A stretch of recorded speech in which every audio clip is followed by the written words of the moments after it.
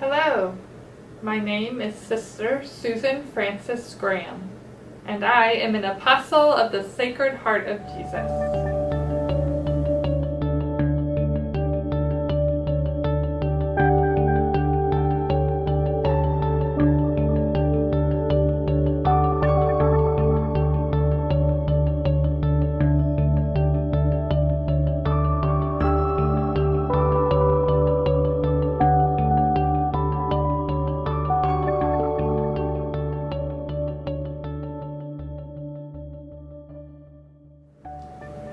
God called me to be an apostle from the time I was young, a little kid, I think, but I had no idea until I was in college.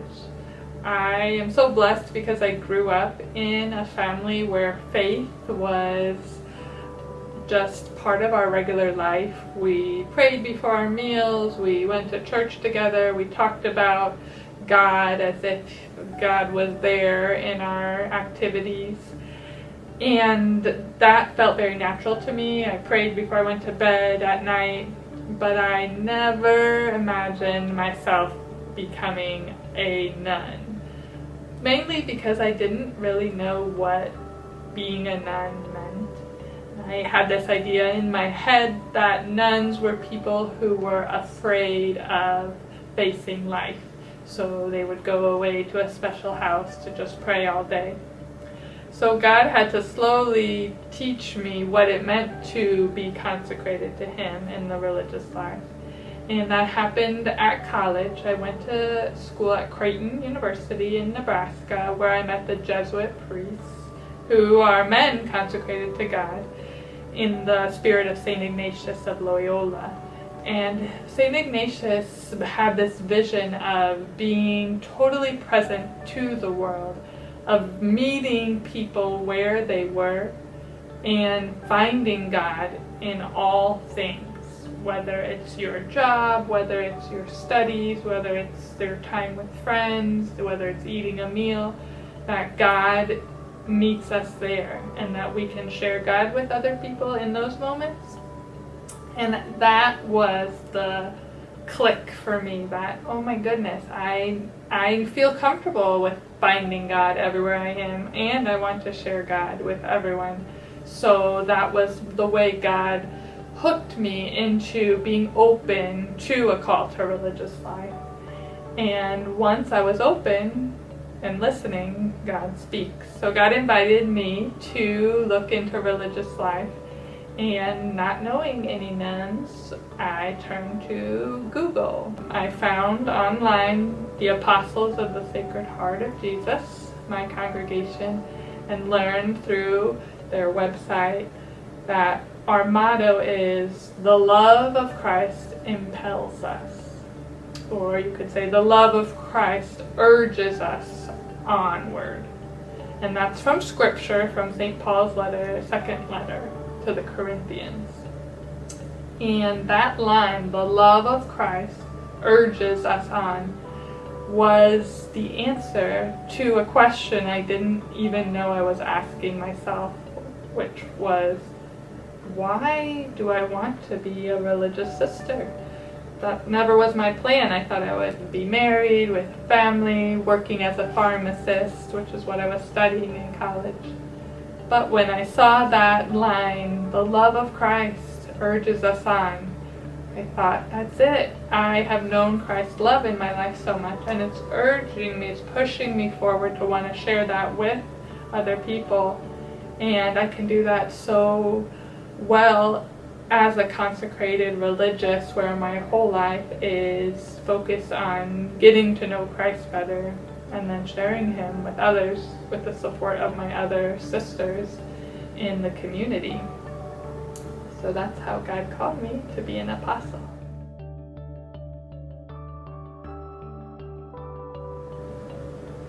God's love is the reason I'm a sister, and it's one of the biggest benefits of being a sister is seeing how often God works through me just showing up, just being the sister that God called me to be, showing up where God leads me, and then God does something. And one really concrete way that I was able to see this happening was during my years working in our mission in West Africa, in the country of Benin, where I was privileged to serve in the hospitals that we serve in over there in Benin. And during the time I spent there, we met a young woman named Bella who needed a new heart valve. Now, here in the United States, this is a surgery that happens multiple times a day, probably in every city that we have hospitals in. But in Benin, it's not available. And so this young woman basically was going to live a short and very weak life. And so we, the sisters, were working on finding a solution for her, but frankly this was during COVID and the healthcare was becoming even more difficult than it already was, and so we turned to prayer. We took the relic of our blessed Clelia, our foundress sister, and prayed with that, her holding the relic to her heart. And of course we went to doctor appointments too with her and helped her get on medication that could keep her as strong as possible. One day I got a call that said, "Be at the hospital tomorrow morning at 8 o'clock. A team of heart surgeons from France is coming, and they've chosen Bella as one of the people they will operate on while they're here for 1 week." And all of that just happened because we went step by step where God called us. I went to Benin, I went to my ministry at the hospital. I noticed Bella there with the other sisters. We all worked together.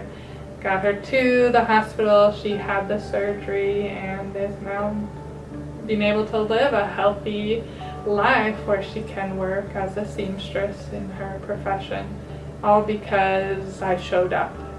And so God really does work through us when we show up where He puts us.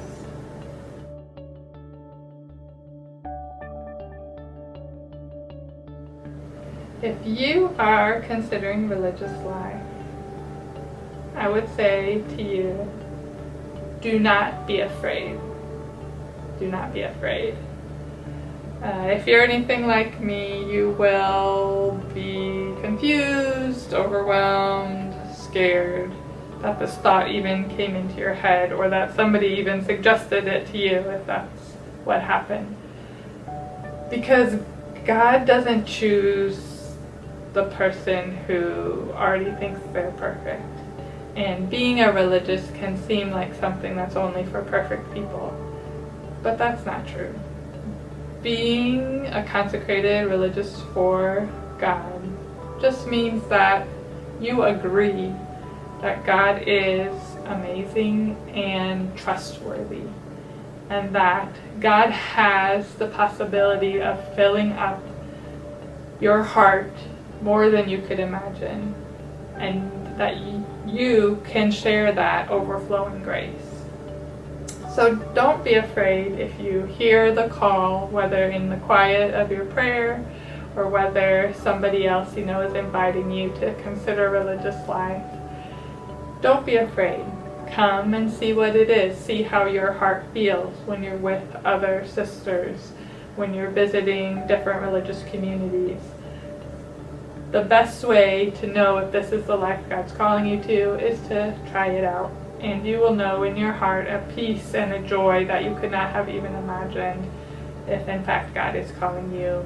And I tell you that because that was my experience. And I believe God is trustworthy and it's worth checking out.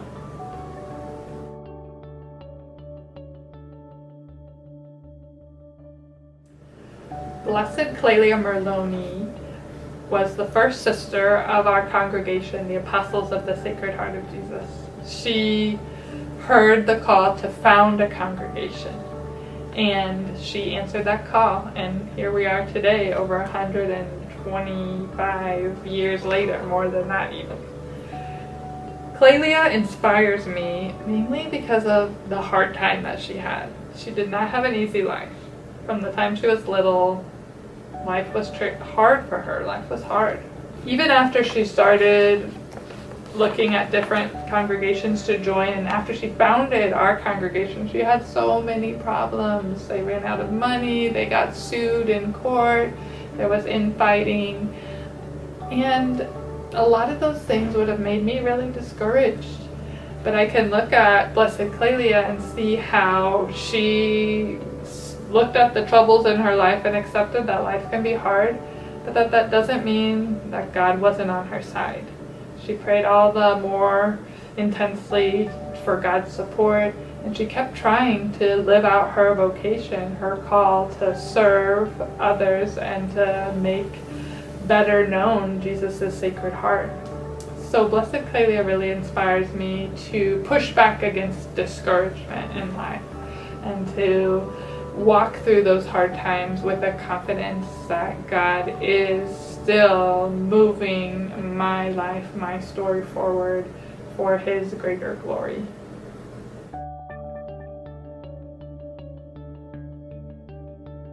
Easter is the reason that we can have hope. Jesus died. That is true. Jesus suffered. Jesus was betrayed by His friends, rejected by His neighbors, and murdered, basically. But that wasn't the end of the story. He rose from the dead 3 days later, and He is alive. He is alive today, and without that, we have no hope. But we have Jesus, who is alive, who's walked through the darkest places. And we see His power every day in our Catholic Church that's still present and telling that story of Jesus' resurrection after 2,000 years. We see that in the people we meet who share stories of God's presence in their lives, even amidst great suffering. So to me, hope is hinged on that, Jesus' resurrection, because it doesn't erase the hard parts of the story. Jesus still died. He rose from the dead and came back with His nail wounds still in His hands to say, yes, that really happened. That was bad, but that wasn't the end, and I'm alive now. And He invites us to that life. So that's why I have hope.